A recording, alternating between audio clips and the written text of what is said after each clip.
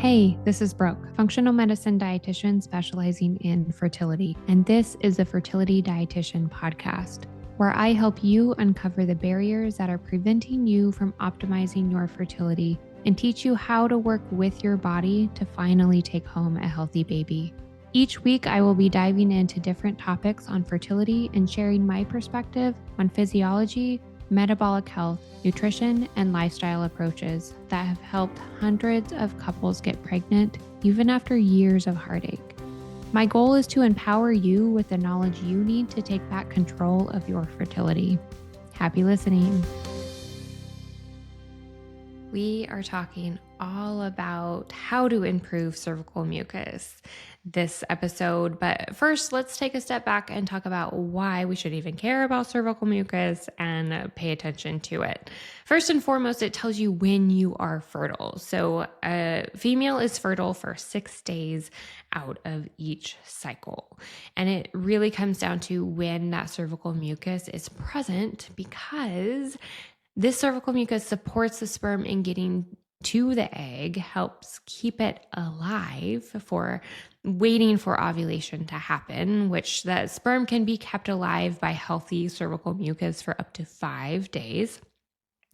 And it even works to filter out unhealthy sperm. So it's a really, really important in conception, right?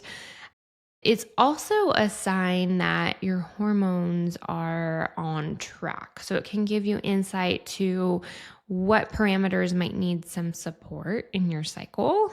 Cervical mucus, fertile cervical mucus specifically, is present when estrogen rises. And there can be some funky patterns that arise among the cervical mucus patterns when hormones are off.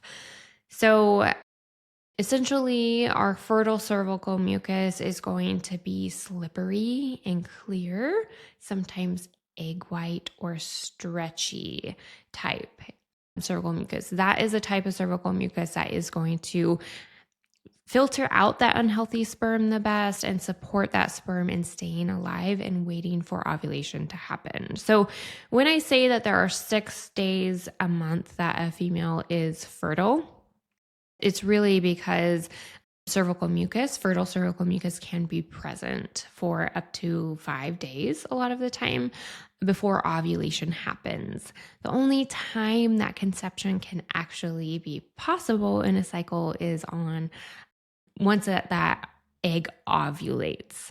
But ideally, we have sperm waiting for ovulation to happen in order for the highest chances of conception in that given cycle. So to sum that up, we want healthy cervical mucus to support that sperm in waiting for ovulation to happen. All right. So you might be wondering what a healthy cervical mucus pattern in a healthy cycle looks like.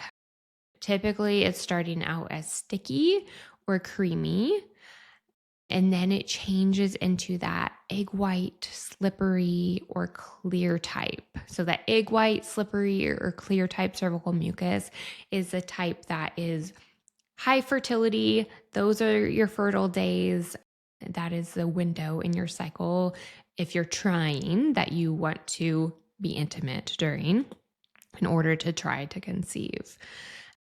And then it transitions again after ovulation back to that creamy or sticky or even dry feeling.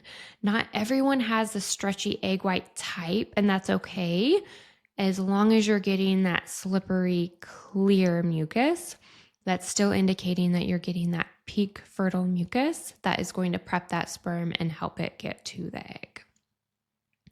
So ovulation happens on the last day of fertile cervical mucus about 80% of the time. So cervical mucus is also a really great way to time intimacy when you're trying to conceive. Even without an ovulation predictor kit, you should be able to see that your last day of fertile cervical mucus is ovulation time. You can double check that with other data points like basal body temperature, which would rise that next day after ovulation. Okay, so what happens if you're not seeing any fertile cervical mucus, or maybe you feel like it's not getting to that clear, slippery type and it could use a little support?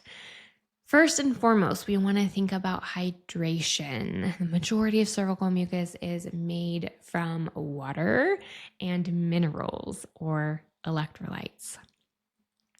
And both are important for hydration status. We need water and electrolytes both in order to improve hydration and support that cervical mucus. So for a quick tip on how to know like how much fluids you should be drinking, you can take your body weight in pounds and divide it in half. And this is how many ounces of fluids you want to be drinking each day. So at least half of these ounces should be mineral-rich fluids. So think bone broth, mineral mocktails. A quick and dirty mineral mocktail is water with a pinch of salt and a squeeze of a lemon. You can also think about coconut water, adding a scoop of magnesium into a drink to create kind of a mineral mocktail as well. Of course, eating hydrating fruits is going to support your hydration status too because of the minerals that you're getting in there. But think of prioritizing good, clean, mineral-rich hydration in order to support that cervical mucus. Another thing to think about when you need to boost your cervical mucus is gut health.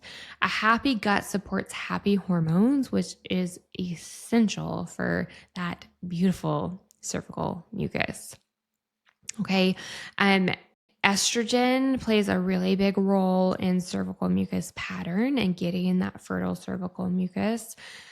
So the bacterial balance in the gut impacts what's happening with estrogen in some pretty big ways. So if you think your gut needs some support, think about fiber. Fibrous foods like ground flax seeds, pumpkin seeds, chia seeds, fruits, and starchy veggies are great ways to boost that fiber. But testing goes a really long ways for gut health because of that bacterial balance. And the lining health can be a little off without giving you any what I call in your face symptoms, alerting you that something's up in the gut.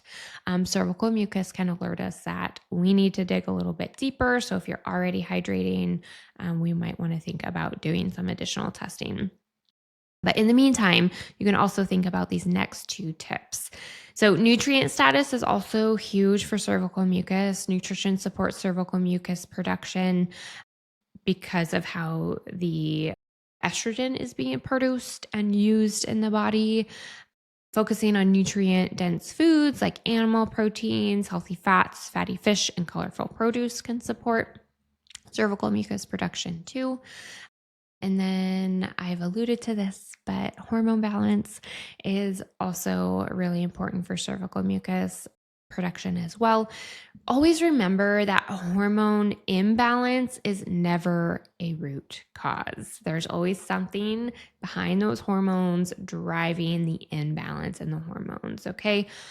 But happy hormones do support healthy cervical mucus, and if you think you have a hormone imbalance, you always want to dive deeper. The Band-Aid approaches are going to provide short-term changes, if anything at all. Our body has to feel safe enough to produce estrogen and have the resources, aka nutrients, it needs to support how estrogen is used.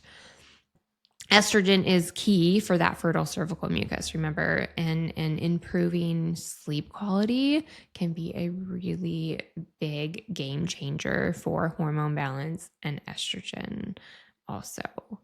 Okay, so those are my top 4 tips for improving cervical mucus. Hydrate with minerals and water. Consider what's going on with your gut.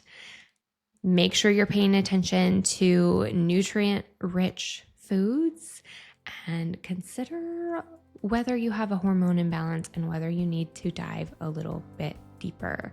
I'm always here to help you dive deeper and stop guessing. Reach out anytime. Thank you for listening to this episode of the Fertility Dietitian podcast. If you enjoyed it, please leave a review to let me know what topics you want more of or less of. If you want to keep learning, subscribe at Apple Podcasts, Spotify, or wherever you listen to podcasts.